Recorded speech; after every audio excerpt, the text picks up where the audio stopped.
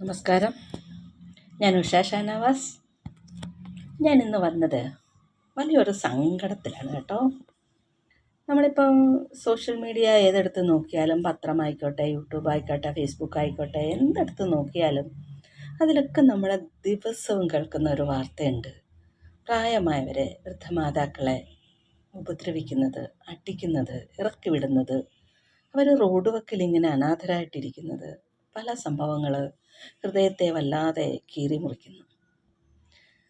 അപ്പോൾ എന്താണിങ്ങനെയെന്ന് എനിക്കറിയില്ല. കലികാലം എന്നല്ലാതെ എന്ത് പറയാൻ. കലികാലത്തിൽ ഇങ്ങനെയൊക്കെ സംഭവിക്കുമെന്നാണ് പുരാണങ്ങളിലൊക്കെ പറഞ്ഞിട്ടുള്ളത്.